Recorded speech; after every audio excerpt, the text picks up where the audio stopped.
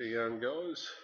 We want to do a quick video on how to make up a market analyzer list. You can see here that I've made a really quick one, and it goes through and gives me when things have happened. You know, it checks it every day and tells me what's going on with the share price. There's that underlying share, whatever that was, BSL. Here's CSR. A bit of an idea how this works. Like most of them, I guess. A lot of them do this sort of thing. CSR. So it's just now this one here I might be interested in. Everything's going down at the moment, so I guess it'd just be a short sell.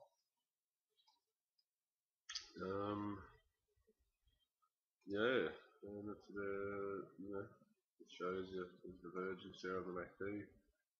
They're all getting a bit sold, aren't they? Anyway, how's that? 50% in what? 6 months, I guess. Yeah, not good for TV, is it? Now, what are they down from? They're down to a tenth of what they were, $1.70, and they're down to 25 cents. So there you have it. Anyway, that's the way of Australian shares. So let's make one of these from scratch. I'll put that over there on the road. And what we're going to do is file new market analyzer.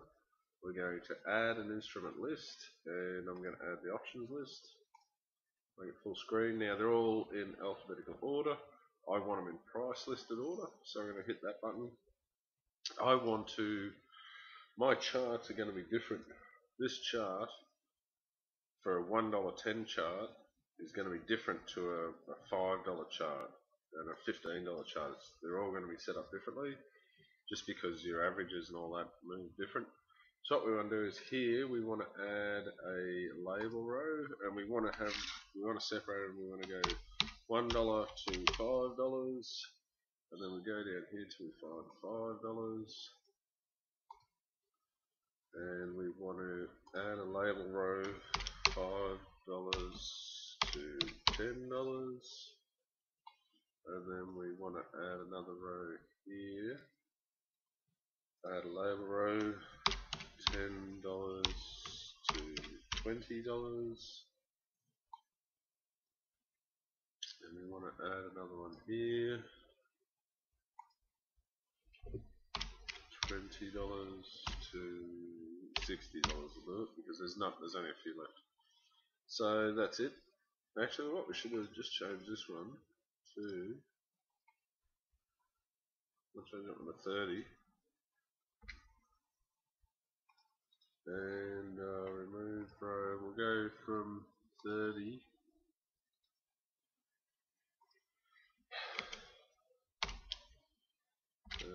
to 60. That's it. Right. Now, the other thing we want to do is we want to go file, new chart.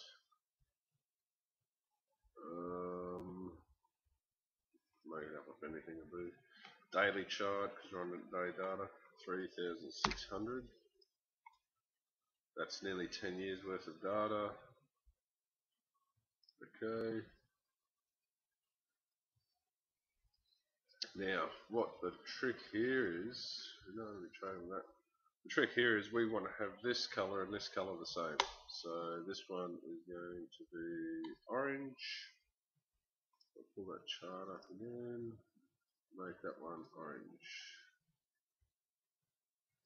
Now, if I click on anything, it's going to be represented on this chart. SGM. So if I click on STO, QBE, that's it. So it's done. Now, what we want to do is we want to fix up these columns. So I'll just show you how to do one column, then you can mark around in your own. Columns. I want to remove those two because we've only got end of day data. You can put a heap of things here in daily high, 52-week high. What I'm interested in is an indicator. I'm going to base my indicator on a day. I really want to only know if it happened in the last 10 days. So look back 10 days. And the indicator I want to use is a NR12. I want to know if the range 1 day ago is the smallest range in the last 12 days. We're going to check it for the last 10 days. We'll have to go more, won't we? We'll have to go 14. So it will look back for 14 days. Now, you could set a alert condition and you can muck around with alerts. I just want to see it on this cell. I don't want to know about alerts, so I want to add a new alert. Change if cell value equals 0. For this particular indicator, NR12, which I'll have to put on the website and put that out, yep. It's a free indicator, you can get it from anywhere, but my one requires a value of 0, and we'll tell you what happened. NR12, and we'll put it into a different colour. We'll make it into there, and you could change the background if you want to. Change the background to we'll just do a light grey so that you can see that's happening. So if this indicator equals a value of 1, tell me about it. Right, okay. And that's it. Now I could have used, you can set this up again later. There's the pin bar, there's the SQ1000, I'm going to set that one up. Stochastic reversal set up, stochastic triggers set up, MacDiv is set up.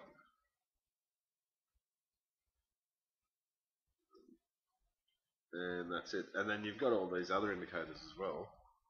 You've got the ADX, you've got ATR, if your ATR is greater than whatever, but that's going to be dependent on the price as well. You can do whatever you want. Whatever you can think of, you can do it. Right, so we're going to apply that. Click OK. And here it is here. Whoa, XJO. Where is XJO? Oh, we didn't delete it, so we'll delete that.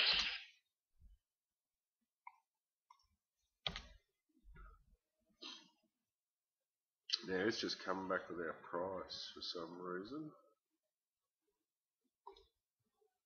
Columns.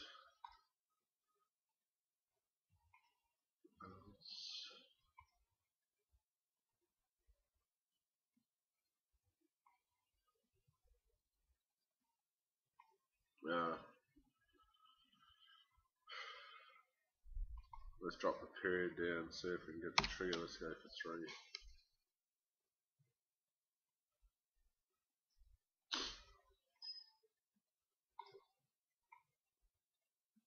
No, it's just spitting back the price. Oh, hang on, I know why. Here it says strategy use false, so we'll change that to true. There it is. Righto, so take it back up. So we want to know, 12 would be better. So there's something going on with this one here. We'll bring out the chart. And now we can do a couple of basic ones. There's 2 really basic ones are the fan and the on chain. I really like this one too, but that's basically what I trade off. Anyway, here you can see it. It's either in a really big consolidation. There's some sell signals in there for us. And look, that's why I trade off that. There's more sell signals in there. Would have been a buy signal. Rightio, just to quickly show you this, what I have done is here we have the list. on this side, and you can see here I've got it 1 to 5. So if I select that one there, what I have done is I have in my templates, I have loaded these charts, a 1 day chart, 1 daily $2, 1 daily $20, 1 daily $5. So I select 1 daily $2, and all of my indicators and everything should be set to suit that particular chart. And as I work my way up, you can see here, there's me entry signals. I need to be getting busy to sell this thing, or if I'd bought it, need to be getting ready to take profits. I wouldn't buy that. All the averages are red. I'd only be looking for sells. Here it is again. Sell it, sell it. So you can see why I just trade off that one, pretty much that one indicator. But it's all green, so I'm only looking to buy it. Yeah, and away we go. Yeah, so this sort of works for everything. MacDiv, I'll show you one that I've got up. Here it is here, and I've got a pin bar working on it, NR12 working on it. I've just done it up to a 7 because you can adjust it, and the div, MacDiv, and that's about it. And it also, where it's plotted 12 there, telling me that it's the opposite chart. So this one is red, and that one is red.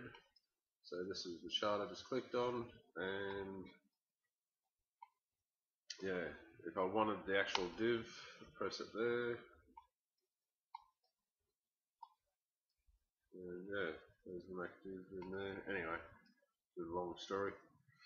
Alright, no worries. I hope you have a good time with it, and hope it makes you a lot of money.